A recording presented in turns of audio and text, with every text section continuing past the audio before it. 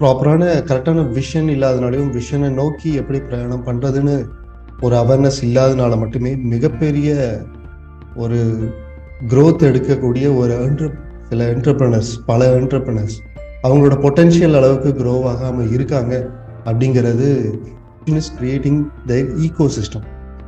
எதனால் அப்படின்னா நம்மளோட ஹையஸ்ட் பொட்டென்ஷியல் நம்ம எடுக்கிறதுக்கு ஈகோ சிஸ்டம் கிரியேட் பண்ணி பண்ணுறது மட்டுமே இஸ் த மெச்சூர்டு வே, ரொம்ப smart way of doing the business.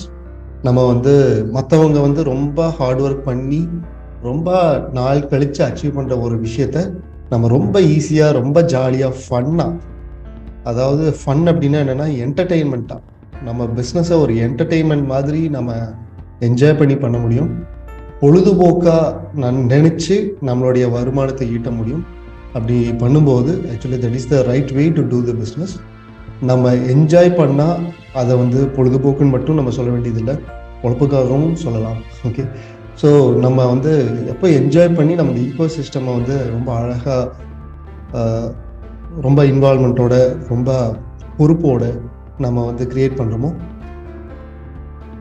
Then it is the matured way of becoming a fortuner. Okay, so இதற்கு மிக முக்கியமான ஒரு கருவி, tool, vehicle is personal branding.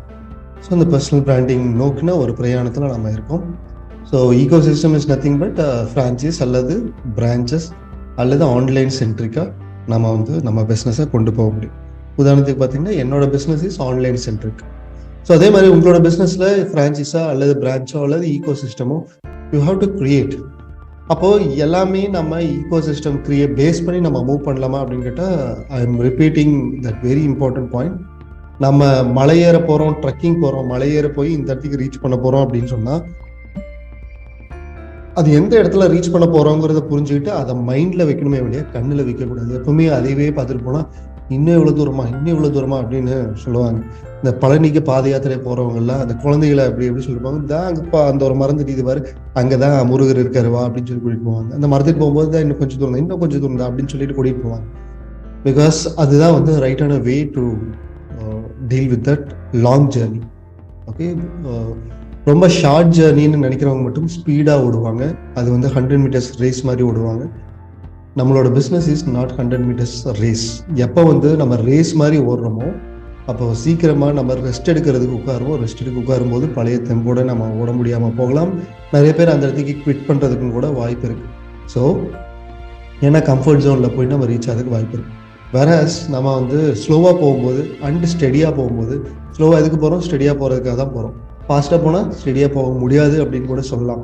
Sir ஃபாஸ்ட்டாகவும் ஸ்டெடியாகவும் சிலர் போகிறாங்களே அப்படின்னு சொன்னால் அவங்க ஸ்லோ அண்ட் ஸ்டெடியாக ஸ்டார்ட் பண்ணி ப்ராக்டிஸ் பண்ணி பெர்ஃபெக்ட் ஆகி அதுக்கப்புறம் அவங்க ஸ்பீடாக அதே பெர்ஃபெக்ஷன் லெவலில் போகிறாங்க அப்படின்னு நம்ம சொல்லலாம். ஸ்லோ அண்ட் ஸ்டெடியாக நம்ம போகும்போது நம்ம ஸ்லோவாக போகும்போது நம்ம ரெஸ்ட் எடுக்க வேண்டிய அவசியம் இல்லைங்கிற மாதிரி இருக்கும். ஓகே, நம்ம ஆல்ரெடி ரெஸ்ட்டில் தான் இருக்குமோ அப்படிங்கிற ஒரு ஃபீல் கூட வரலாம். இல்லையே, நம்ம கிட்டத்தட்ட மூவ் பண்ணிட்டு தான் இருக்கோம். ஏன்னா லாஸ்ட் வீக் இந்த லெவலில் இருந்தோம், இப்போ இந்த லெவலில் மூவ் பண்ணிட்டு இருக்கோம். ஸோ நம்ம மூவிங்கில் தான் இருக்கோங்கிற ஒரு கான்ஃபிடென்ஸும் வரும். ஒருவேளை ரெஸ்ட்டில் இருக்கோமோ அப்படிங்கிற ஒரு பயமும் வரணும். அந்த மாதிரி உண்டான ஸ்லோவில் ஸ்டெடியாக நம்ம மூவ் பண்ணிட்டு இருக்கோங்கிற பட்சத்தில் எஸ், அந்த சைனீஸ் பேம்போ ட்ரீ தான் சொல்லுவாங்க. ஸோ நட்டு வச்சும்போது ஃபர்ஸ்ட் இயரில் வரல, செகண்ட் இயரில் வரல, தேர்ட் இயரில் வரல, ஃபோர்த் இயரில் வரல, 5th இயர்லேயும் அது டெவலப் ஆகும். பட் அது 5th இயரில் ஒரு பர்டிகுலர் டைமில் 60 நாளில் 60 அடி அது வளர்ந்துருக்கும். 60 நாளில் 60 அடி. ஸோ அந்த மாதிரி வளர்ச்சி எந்த ஒரு ட்ரீஸும் பிளான்ஸும் அந்தளவுக்கு வளராது அப்படின்னு சொல்லுவாங்க. அந்தளவுக்கு வளர்றதுக்கு காரணம் அது அந்தளவுக்கு வேரை நல்லா ஸ்ட்ராங்காக பண்ணி வச்சிருக்கு. ஸோ அதோட லைஃப்பும் நல்லா இருக்கும், அதோட எவ்வளோ காற்றுக்கும் அது தாக்கு பிடிக்கும். இந்த மாதிரி உண்டான ஒரு பேம்பூ ட்ரீயாக நம்மளை நினச்சிக்கலாம். ஸோ அது